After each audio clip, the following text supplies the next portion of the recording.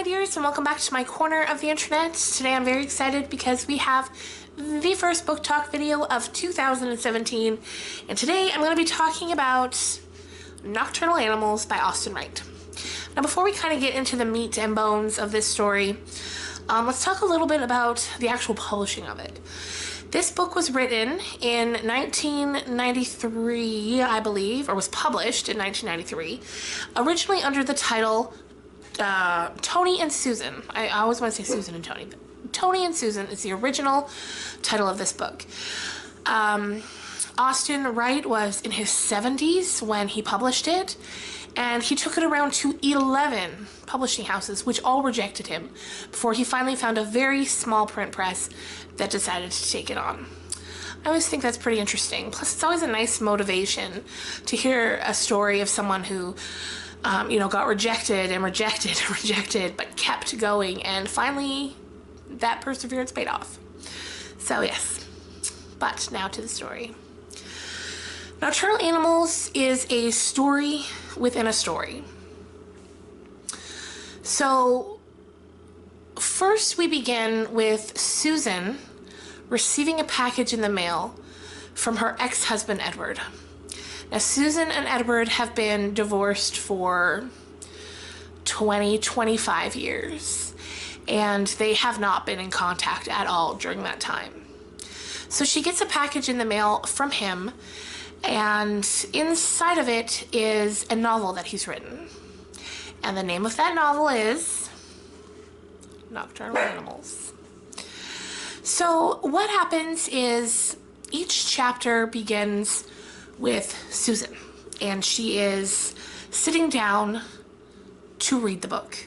Her current husband, Arnold, is out of town for the weekend on a business trip. He is a very successful heart surgeon, and that keeps him busy, and she's home alone with her children, and she is ready to sit down and finally read this book. So each chapter begins with her in her current, everyday situation, what's happening before she sits down to read.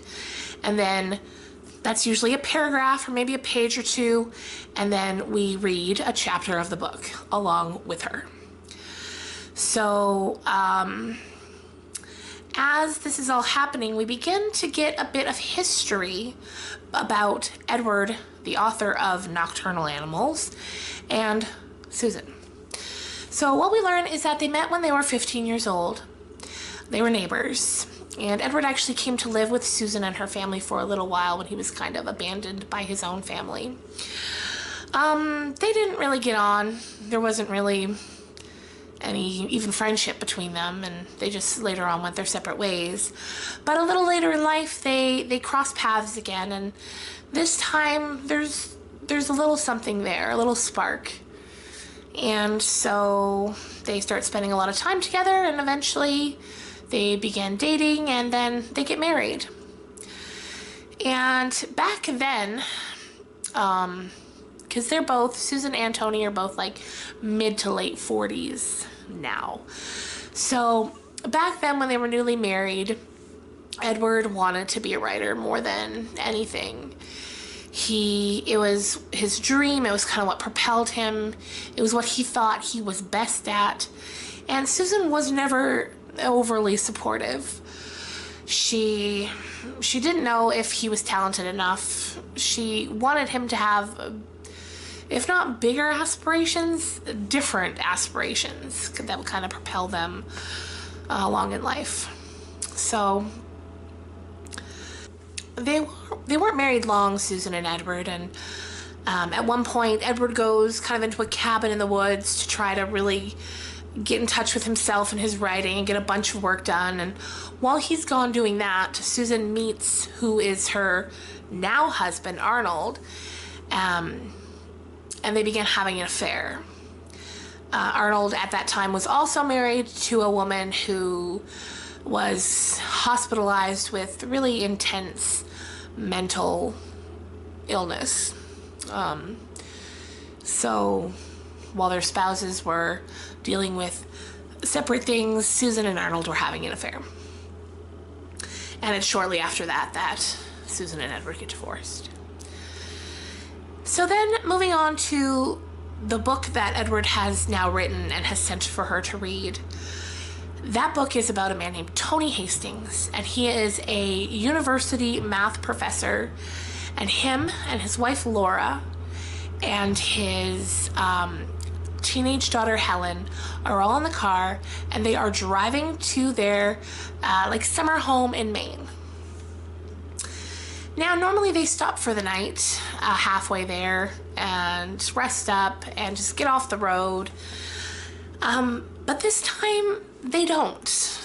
They think, let's just keep going, which is kind of this wildness to them. Like, this is something they'd never do, and they're kind of excited to do it. And Tony kind of feels like, I don't know, like he's just a badass who's going to drive all night.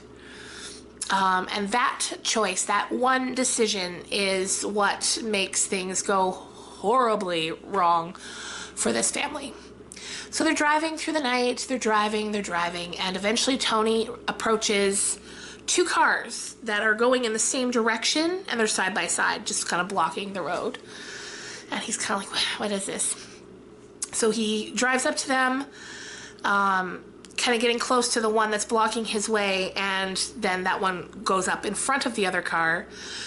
Tony pulls out and goes to pass them both, but then the one in front speeds up so he can't pass. So Tony instead goes in between the two. And that's when they start messing with him, and eventually they drive him off the road. What happens next is all kinds of insanity, where eventually the family ends up outside of the car. The men from the two cars get out, and they're just messing with them. And Tony says he wants to, before they drove him off the road, Tony nicked one of the cars once, or maybe even twice. And so one of the men from the two cars, he says, you know, we could put a police report in against you. And Tony says, good, let's do it. Let's go to the town, and we'll all go to the police station, and you can file a police report against me. And the men say, fine, but to make sure that you come, you're going to go in one of the cars with some of the men, and your wife and daughter are going to go in your car with some of the men. And they get split up, and Tony just kind of lets it happen.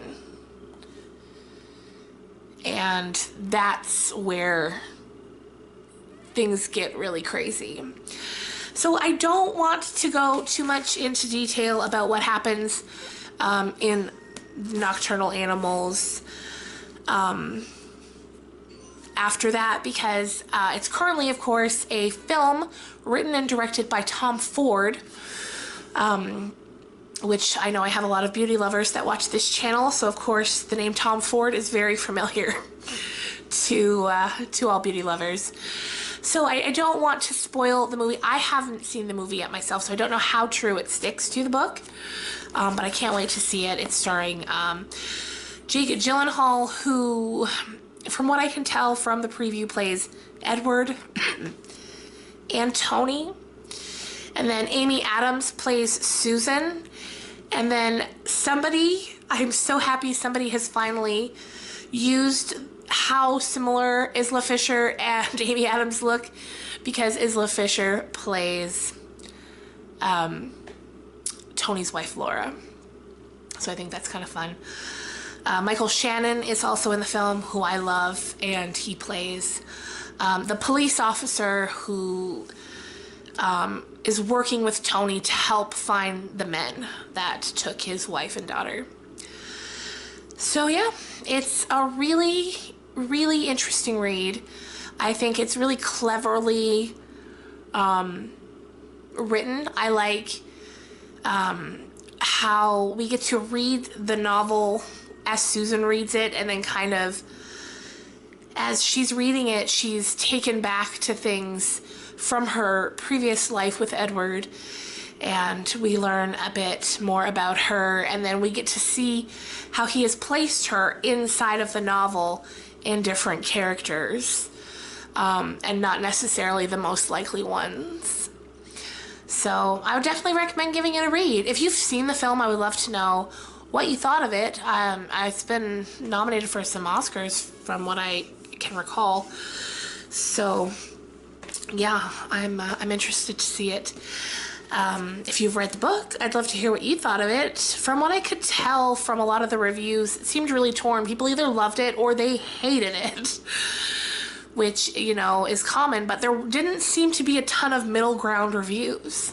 So with that in mind, I would err for myself personally over on the side of I loved it. I couldn't stop reading it. There was something kind of, there's a vintage kind of feel to the mystery, and I loved it. But I will say that there were some parts that were really difficult, and there were 2 nights while I was reading this that I had terrible nightmares. Maybe a coincidence, but that seems a little unlikely because I don't often have nightmares. So, it's disturbing and it's a little rough, but, if you like mysteries and thrillers, it's definitely for you. So before I go, I thought I would do a few shout outs. I did these over the summer. Every so often I'd add a few shout outs to some videos. So I thought I would start that up again with the new year. Every maybe book talk video, add a few shout outs of channels that I love watching and just wonderful people that I would love for you to check out. So I have 3 for today. Hang on, I've got them written down just because I want to make sure I say their names right. First is, well, I don't need to read this one. First is And the Color Green. Her name is Marie. Her channel is amazing. If you are interested at all in green beauty, you need to be watching her videos. She is funny, so smart, really creative with the way that she films and edits the videos. She is just such a sweet woman that is so entertaining to watch, and I am so happy that I was able to befriend her in 2016, and you need to be watching this channel. So I'll put a link down below. Next up is a very sweet young girl by the name of Juliana Abate.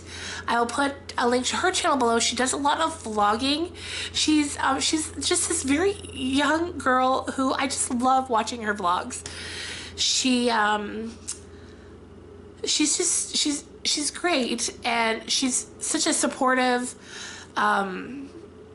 presence on YouTube, and I just love it. I'm gonna put her channel down below. And then finally for this week, Happy Wife, Happy Mom. She is this just wonderful YouTuber from Dubai, I believe, and she posts vlogs and hauls, and she's got this beautiful family that she shares in her videos, and she's just someone that you need to check out, especially if you like vlog channels at all. So I'll also put her link down below. Thank you so much for watching, you guys. I hope your New Year's off to a great start, and I will see you on Monday. Bye.